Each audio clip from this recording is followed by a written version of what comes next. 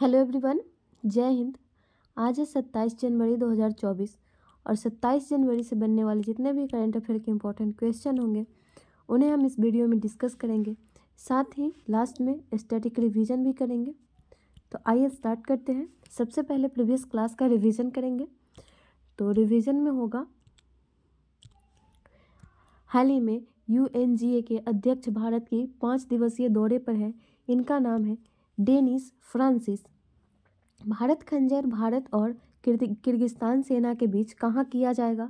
हिमाचल प्रदेश में। भारतीय company TCS दुनिया की सबसे मूल्यवान IT सेवा ब्रांड की में कौन से स्थान पे है? तो 24 स्थान पे है। युद्धाभ्यास साइक्लोन भारतीय सेना किस देश के साथ करेगी? मिस्र के साथ। पराक्रम दिवस समारोह का उद्घाटन कौन करेगा? ये नरेंद्र मोदी के द्वारा किया जाएगा। हाल ही में कौन डकार रैली 2024 जीतकर इस भीषण दौड़ का सबसे उम्रदराज विजेता बन गया है? तो ये कार्लोस सैंज हैं और इन्होंने ऑडी कार से इस डकार रैली को जीता है। विश्व की सबसे बड़ी BR अम्बेडकर की मूर्ति की स्थापना हुई आंध्र प्रदेश में। वर्ष 2023 में दुनिया का सबसे बड़ा डेरिवेटिव एक्सचेंज कौन बना? तो ये बन गया है NSE। फोर्ब्स की हाल ही में रिपोर्ट के अनुसार दुनिया के सबसे मजबूत करेंसी में है कुवैती दिनार। ठीक है, आगे बढ़ते हैं आज के सेशन के पहले सवाल की तरफ। पहला सवाल है, अयोध्या राम मंदिर की वास्तुकला किस शैली में है? तो यह जो है ना नागर शैली में है। Option number A right answer हो जाएगा, नागर शैली। भारत में मंदिर वास्तुकला की दो प्रमुख शैली ज़्यादातर देखने को मिलती है। उत्तर भारत में नागर शैली और दक्षिण भारत में द्रविड़ शैली मिलती है। ठीक है, द्रविड़ शैली दक्षिण भारत में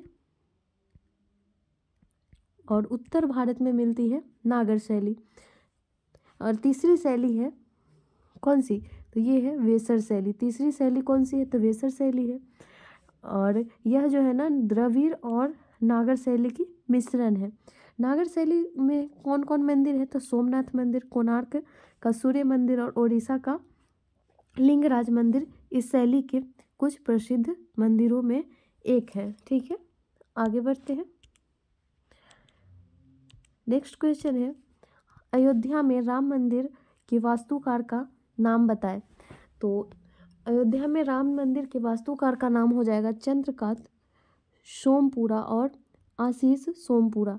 चंद्रकांत सोमपुरा के बेटे हैं आशीष सोमपुरा। ठीक है, option number D right answer हो जाएगा। चंद्रकांत सोमपुरा 77 वर्ष और उनके बेटे आशीष सोमपुरा 49 वर्ष के हैं, जिन्होंने राम मंदिर को डिजाइन किया है। चंद्रकांत सोमपुरा के पिता प्रभाशंकर गुजरात के सोमनाथ मंदिर के वास्तुकार थे और उनके पास आर्किटेक्चर की कोई औपचारिक डिग्री तो नहीं है, लेकिन देश की और दुनिया की कई प्रसिद्ध मंदिरों के ये वास्तुकार हैं। ठीक है, तो अयोध्या के राम मंदिर के वास्तुकार का नाम हो जाएगा चंद्रकांत सोमपुरा और आशीष सोमपुरा। और ऑप्शन नंबर सी में है अरुण योगीराज। तो ये भी बहुत ही इम्पोर्टेंट है। क्यों? क्योंकि ये जो है ना मूर्तिकार है, राम की जो मूर्ति बनी है वो अरुण योगीराज ने ही बनाई है। ठीक है, आगे क्वेश्चन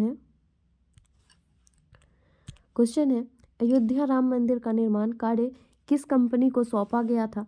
तो यह सौंपा गया था लॉर्सन एंड टुब्रो यानी कि LNT को सौंपा गया था। ठीक है, तो आइए कुछ और जानकारी है तो उसको देखते हैं। इसकी जिम्मेदारी लॉर्सन एंड टुब्रो को सौंपी गई थी और टाटा कंसल्टेंट इंजीनियर्स लिमिटेड इस काम को प्रबंध कर रहे हैं। LNT का मुख्यालय मुंबई में हो जाएगा। स्थापना इसकी 7 फरवरी 1946 को मुंबई में। अध्यक्ष इसके हो जाएंगे शेखारीपुरम नारायण सुब्रमण्यम। ठीक है, तो देखते हैं ऑप्शन में है टाटा ग्रुप। तो टाटा ग्रुप से आप एक रिलेट कर सकते हैं, नया संसद भवन जो बना है ना उसका टेंडर जो किनको मिला था? तो टाटा ग्रुप को मिला था। ठीक है, आगे बढ़ते हैं। क्वेश्चन है, हाल ही में IUCN ने पहली बार किसे रेड लिस्ट के असुरक्षित श्रेणी में शामिल किया है, यानी कि वेनरेबल श्रेणी में शामिल किया है? तो ये शामिल किया गया है हिमालयन वुल्फ को। ठीक है, हिमालयन वुल्फ की संख्या अचानक जो है ना कम हो गई है। हिमालय भर में पाए जाने वाले हिमालयन वुल्फ का मूल्यांकन पहली बार अंतर्राष्ट्रीय प्रकृति संरक्षण संघ में रेड लिस्ट की असुरक्षित श्रेणी में शामिल की गई है। ठीक है, उसके बाद है हिमालय वुल्फ को तिब्बती भेड़िया के नाम से भी जाना जाता है। यह चीन, नेपाल, भारत, भूटान कुछ हिस्सों में पाया जाता है। IUCN की फुल फॉर्म हो जाएगी international union for conservative of nature. ठीक है, IUCN एक अंतर्राष्ट्रीय संगठन है जो विश्व की वनस्पति और जीवों के संरक्षण के क्षेत्र में काम करती है। स्थापना IUCN की हुई थी, कब हुई थी? तो 1948 में। मुख्यालय इसका है स्विट्जरलैंड में। ठीक है, जिनेवा में स्विट्जरलैंड है। और IUCN हर 4 वर्ष में IUCN विश्व संरक्षण कांग्रेस आयोजित करता है। ठीक है, आगे बढ़ते हैं।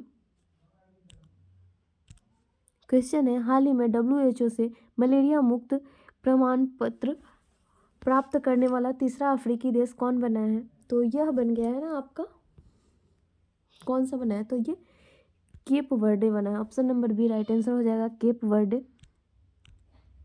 ठीक है, तो आगे देखते हैं। हाल ही में विश्व स्वास्थ्य संगठन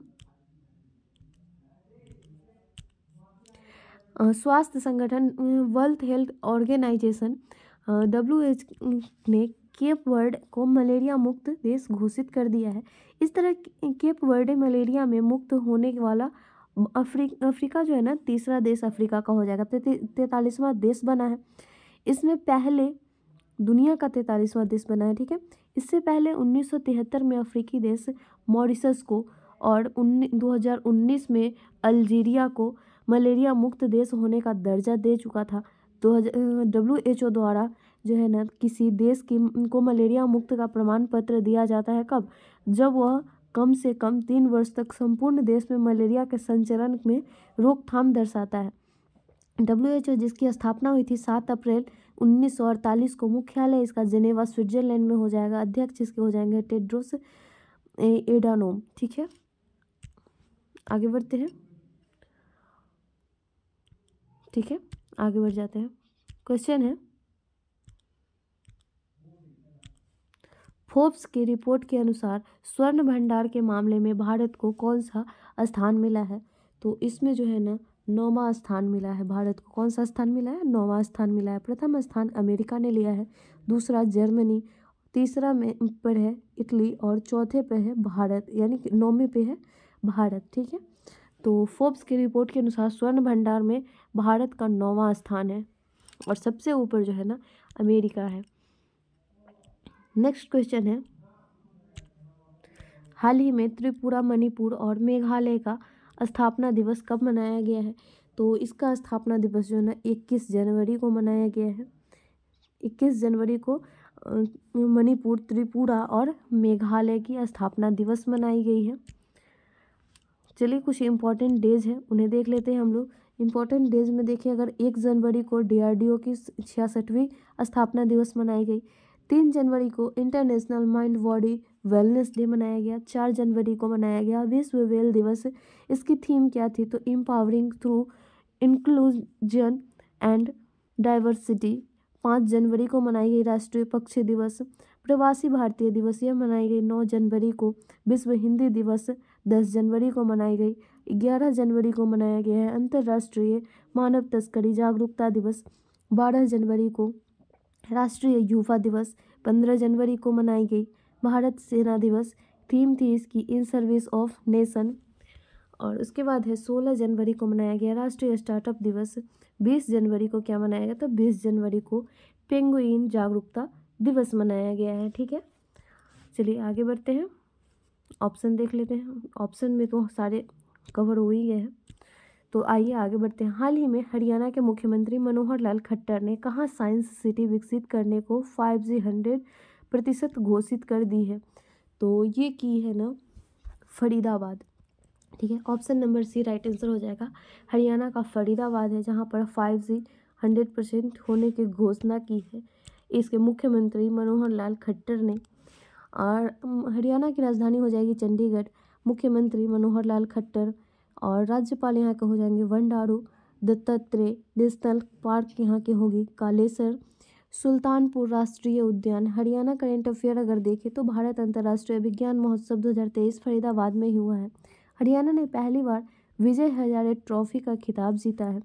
हरियाणा सरकार ने अभिनेत्री मीता वरिष्ठ को मनोरंजन नीति परिषद का अध्यक्ष नियुक्त किया है। हरियाणा नए डीजीपी शत्रुजीत कपूर बने हैं। उसके बाद है हरियाणा सरकार ने विधुर अविवाहित लोगों के लिए मासिक पेंशन की भी घोषणा की है। ठीक है, आगे बढ़ते हैं, ऑप्शन डिस्कस कर लेते हैं कुछ फैक्ट। तो ऑप्शन में है हिसार। ठीक है, तो हिसार से आप क्या डिस्कस कर सकते हैं, यहाँ पर देश की पहली एयर टैक्सी चलाई गई थी। हिसार में देश की पहली एयर टैक्सी चलाई गई थी। ठीक है, और पानीपत, तो पानीपत से आप रिलेट कर सकते हैं 2G एथेनॉल पॉलिसी। ठीक है, एथेनॉल पॉलिसी पानीपत से आप यहाँ से रिलेट कर सकते हैं। एथेनॉल प्लांट लागू करने वाला जो है ना पानीपत में है। गुरुग्राम से आप रिलेट कर सकते हैं ग्रेन एटीएम।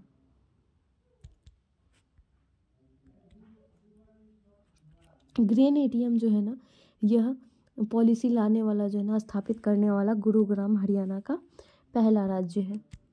ठीक है, आगे बढ़ते हैं।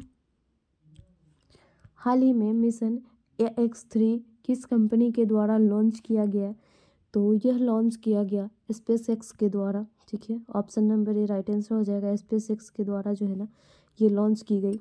मिशन AX3 अमेरिका की SpaceX कंपनी द्वारा मिशन AX3 18 जनवरी 2024 को लॉन्च की गई और यह मिशन SpaceX की फॉल्कन 9 रॉकेट के द्वारा अमेरिका के कर्नेडी से लॉन्च किया गया। इस मिशन के द्वारा क्रू ड्रैगन कैप्सूल फ्रीडम को अंतरिक्ष में बने अनुसंधान केंद्र तक ले जाया जाएगा। ठीक है, नासा अमेरिका की स्पेस एजेंसी है। ठीक है, ये जो है ना SpaceX ये प्राइवेट स्पेस एजेंसी है जिसके क्या क्या है, इसके अध्यक्ष हो जाएंगे CEO। ठीक है, CEO हो जाएंगे कौन, एलन मस्क। और इसका जो है ना आर्टिमस 2 पर वर्क कर रहा है कौन, तो ये नासा। इसरो का चंद्रयान 3 अभी लॉन्च किया गया था जो सफलतापूर्वक साउथ पोल पर लैंडिंग की थी।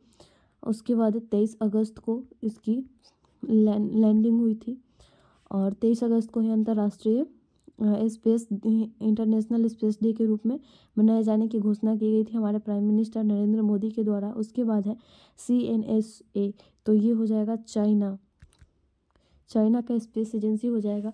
इसके द्वारा जो है ना अभी हाल ही में दुनिया का पहला मीथेन बेस्ड रॉकेट जो है ना ये लॉन्च की गई थी। ठीक है, आगे बढ़ते हैं। क्वेश्चन है एप्पल को पछाड़कर जनवरी 2024 में दुनिया की सबसे मूल्यवान कंपनी कौन बनी है, तो यह बन गई है ना Microsoft. Option number C right answer हो जाएगा। माइक्रोसॉफ्ट जो है ना एप्पल को पछाड़कर आगे बढ़ी है 2024 में। तो चलिए कुछ देख लेते हैं। माइक्रोसॉफ्ट में शेयर 1.6% की बढ़ोतरी हुई है जिससे $2.875 ट्रिलियन का बाजार मूल्यांकन मिला है। माइक्रोसॉफ्ट जनरेटिव आर्टिफिशियल इंटेलिजेंस पर गंभीरता से काम कर रही है, इससे उसे निवेशकों को आकर्षित करने में मदद मिली है। माइक्रोसॉफ्ट जो है ना ये $2.875 ट्रिलियन का है। एप्पल का जो है ना ये एप्पल का $2.871 ट्रिलियन का है। माइक्रोसॉफ्ट जिसकी स्थापना हुई थी 1975 में, मुख्यालय इसका हो जाएगा संयुक्त राज्य अमेरिका। चेयरमैन सत्या नडेला। ठीक है, सत्या नडेला इसके चेयरमैन हो जाएंगे। आगे बढ़ते हैं। और गूगल के CEO कौन है, तो गूगल के CEO हो जाएंगे सुंदर पिचाई जो कि भारतीय मूल के हैं।